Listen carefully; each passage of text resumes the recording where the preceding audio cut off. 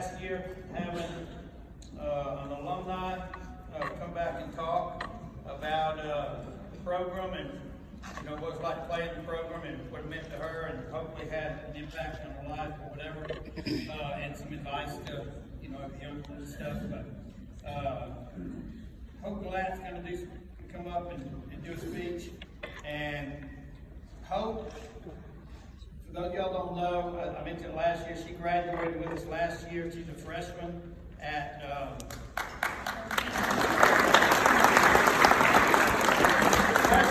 Easton University. She is the longest, spent more time in the Easton program than anybody else. 7 years.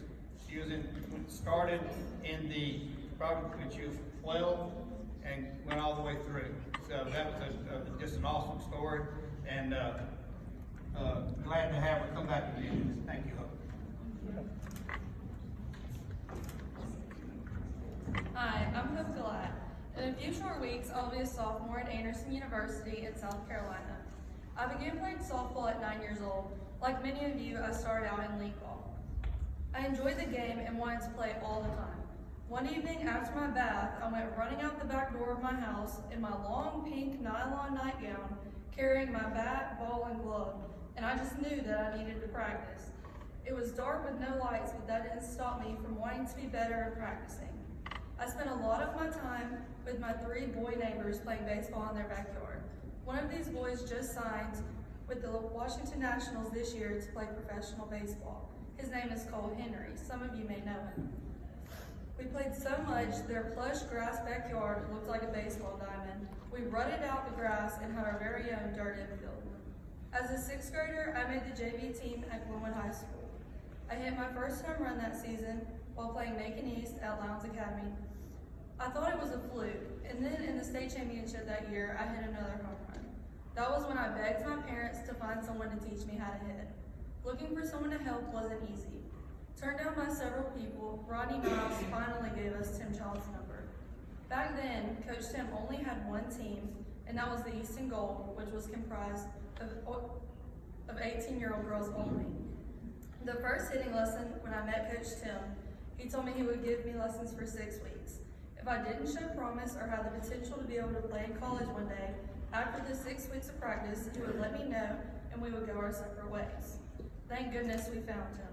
I wouldn't be where I am today without him, and I would definitely not be standing before you all tonight. In the beginning of Coach Tim and I's relationship, it was almost as if I was his pet project.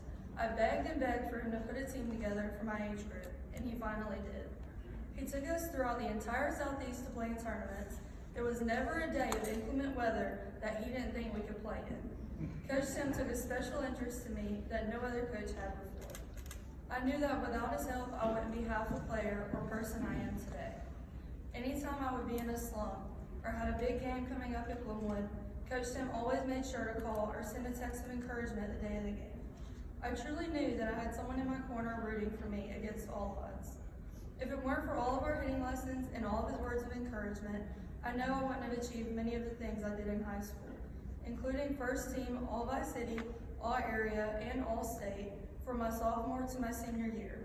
I even tied the all-time home run record at Glenwood High School with a total of 52 career varsity home runs. I had no bigger fan pulling for me to break the school record than Coach Tim. He reminded me daily and weekly what I had to do to beat that record. The Easton organization impacted my life in many ways. Coach Tim is the type of coach that is extremely hard to come by. Looking at all of the teams here, and how many players he has tonight, it would be hard for some coaches to even remember everyone's names. But Coach Tim cares about each one of his players like they are his own. Believe it or not, I can look into the stands still today at Anderson University, which is about 187 miles from here, and I can guarantee you that Coach Tim is there even when my own parents are often not. There is nothing more encouraging and a confidence builder than knowing Coach Tim is right there to see you play. Whether we as players think it or not, he is always trying to do what's best for us.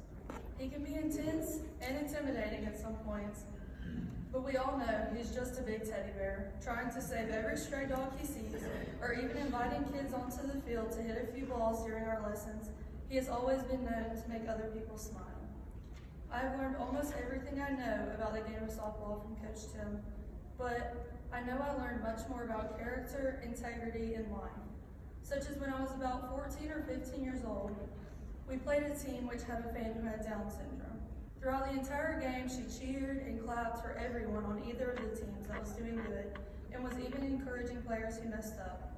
After the game, Tim gathered both teams, including this girl, and presented her with a game ball and told her how great of a fan she was.